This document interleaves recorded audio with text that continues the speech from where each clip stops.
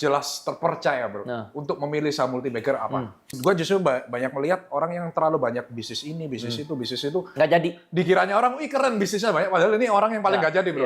Karena gue ketemu banyak triliuner yang kaya-kaya bro. Selalu mereka tuh suksesnya gedenya di satu bidang. Pegang apa aja tikernya sekarang? 3 tiker kalau yang gue pegang, kinerja suatu saham itu tergantung dari visionary ownernya. Okay. Itu nomor 1. Nomor 1. Nomor 2 apa? Gue tadi bilang sama dia, sekelas waktu gue bikin konten health and lifestyle itu, kita ngeliat bahwa industri wellness ini kan terus bertumbuh. Lagi trending ya? Lagi tren banget. Bahkan nilainya itu terus bertumbuh tiap tahun. And not slowing down. That's why kan kita bikin rata kanan capital. Nah, kalau dari pandangan lu... Oke, kalau menurut gue ya, lu mendingan bikin jadi satu ekosistem, terus lu IPO-in mungkin menarik bro. Jadi... Lu IPO-in terus lu franchise-in. Oke. Jadi gede, cepat. Terus apalagi lu dengan IPO kan lu bisa balik modal cepat. Kalau lu satu, terus tunggu baru bikin cabang kedua, tunggu cabang ketiga kan kelamaan bro. Betul. Lu kalau IPO kan lu langsung dapat dana di depan nih, lu kan bisa langsung ekspansinya cepat.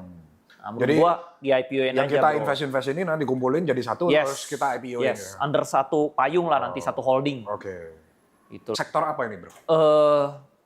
Nah, ini balik tergantung duitnya. Lu tadi berapa duitnya? 1 triliun, lu dapat 1 triliun. Oke lah, kita bilang yang wajar lah, 10 miliar, bro.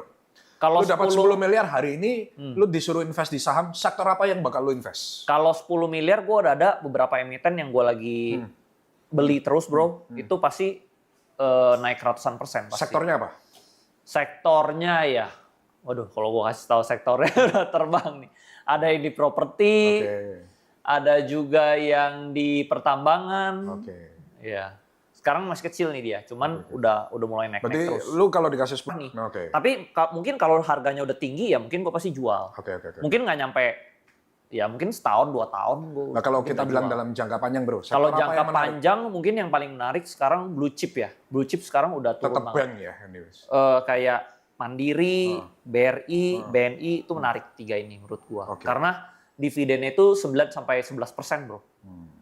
Kan lumayan 9-11%. Lu nggak usah, gue lihat banyak bisnis itu nyari untung tuh 7%, 5%. Ya lu kalau cari untungnya kecil, lu mendingan masukin blue chip. Lu nggak capek, lu taruh doang, dapat duit. Ini kan kita bulan Desember ya, bulan Maret, April udah bagi dividen. Bagi dividen, betul. Iya. Kalau long term menurut gua kesana sih. Bank ya? Bank. Oke.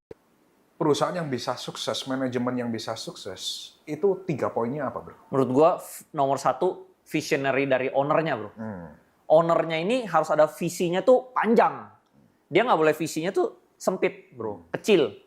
Contoh misalnya ada juga nih, misalnya perusahaan konglomerat, tapi ownernya konglomeratnya misalnya udah umur 90, bro. Dia udah tau lah, dia udah hidupnya nggak lama lagi. Nah itu pasti dia nggak ekspansi, bro.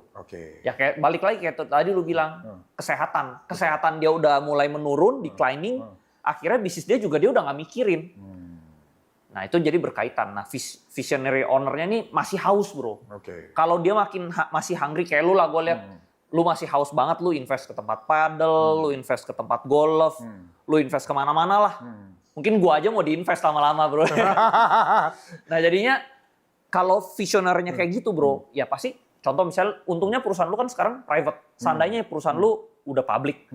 Terus lu announce nih, lu ekspansi ke tempat pedal, kemana, itu saham lu pasti terbang terus, bro. Nah jadi kinerja suatu saham itu tergantung. Lihat orang-orang itu satu harus fokus, bro. Fokus bener kan? Fokus ya. Nggak bisa. Kalau autofokus nggak jadi. Nggak jadi, bro. Gue justru banyak melihat orang yang terlalu banyak bisnis ini, bisnis itu. Nggak jadi. Dikiranya orang, wih keren bisnisnya banyak. Padahal ini orang yang paling nggak jadi, bro. Karena gue ketemu banyak triliuner yang kaya-kaya, bro. Selalu mereka tuh suksesnya gedenya di satu bidang gitu, bro. Betul. Either ada satu yang teman gue di klub biji plastik, kayaknya dari plastik. Ada yang satu dari bidang pangan, kayaknya dari bidang pangan. Iya, dia nggak kemana-mana. Iya, bisnisnya juga berlingkup di situ. Ya, yang punya Jesco juga kan teman klub gua, dia juga gedenya di satu fokus bisnis. Satu bidang kan. Satu bidang itu aja. Nah, terus gua juga ada satu prinsip, bro, saat gua berbisnis ya. Lu udah susah jatuh miskin lah. Kecuali lu kena scam ya. Kecuali lu messed up, lu ketipu, itu lain cerita. Tapi kalau lu invest yang aman-aman, lu nggak bakal mana-mana. Milik bisnis kan follower kita banyak yang sedang bikin bisnis dan lain sebagainya. Kadang ini juga, bro, ekspansi terlalu cepat juga fatal. Lu tim lu belum siap, manajemen lu belum siap, uang lu belum siap, tapi lu mau ekspansi terus. Nah ini gue lihat kayak bokap gue juga kesalahannya di situ bro. Dia orangnya, ini ada opportunity hajar, ada opportunity hajar, tapi timnya belum siap. Akhirnya keteteran. Nah jadi over ekspansi itu juga bisa kills the business sih. Berarti lebih baik konservatif ya? Konservatif gitu. Tim lu udah siap baru lu expand. Kalau tim lu belum siap, terus keuangan lu juga belum siap, mendingan lu stay aja. Kasih satu aja yang singkat, padat, jelas, terpercaya bro. Untuk memilih saham multi-bagger apa kriterianya? Saham multi-bagger itu sebenarnya sama kayak go bisnis ya. Kalau orang kan lihatnya tuh kan misalnya pakai chart, technical, atau misalnya fundamental tuh carinya yang murah kan value kan. Nah menurut gue dari pengalaman gue dulu pakai jadi trader, pakai technical, pakai fundamental, ternyata ini nggak selalu works out bro.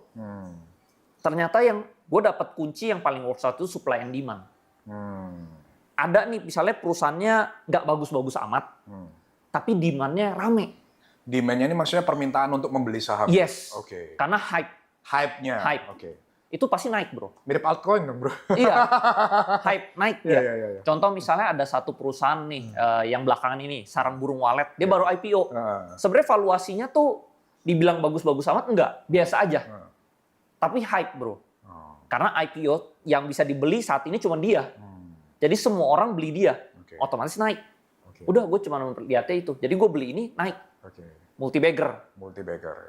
Segampang itu bro. Kalau hype-nya udah mulai berkurang, jual. Lalu lihat hype-nya dari mana sekarang? Contoh kalau saham IPO, dari oversubscribe-nya. Pas dia listing, dia oversubscribe nih. Misalnya kemarin tuh dia oversubscribe sampai 700 ribuan gitu loh, yang ngedaftar mau beli. Itu nih, dia IPO-nya cuma nyari dana 100 miliar. Tapi yang mau beli triliunan. Jadi supply-nya cuma udah 100 miliar, demand-nya udah triliunan, udah pasti naik. Nah, gue lihatnya lu masuk di situ juga. Gue masuk, tapi untung. Barangnya bisa dapat nggak kita? Nggak bisa dapat banyak. Berarti tapi small money ya. Kalau kita hajar duit gede, tetap kita dapetnya ratusan juta. Kadang ada yang ratusan juta, kadang yang dapetnya 1 M. Nah, ya, tapi itu kan bro. Jadi double ya 1 M jadi 1 M. Ratusan juta ini kalau dia bagger juga jadi 500 juta. Jadi 800 juta ya lumayan. Tetap lumayan. Kalau duitnya gede ya. Jadi gue liatnya ke sana sih. Disclaimer dulu, not financial advice. Lu kasih 3 sampai 5 ticker. 3 aja lah, 3 ticker yang lu pegang sekarang apa? 3 ticker kalau yang gue pegang blue chip ada. Sekarang gue udah mulai defensif bro, langsung ticker bro. Waduh. Kayak kemarin Mandiri gue ada. Terus kedua? BNI gue ada. Lumayan aman ini namanya.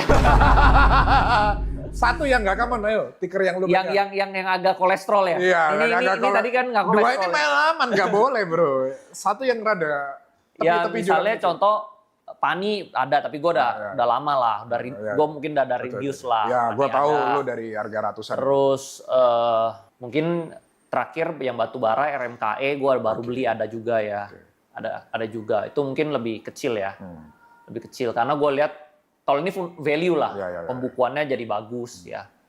Terus dia mau jadi bidang transportasi ya.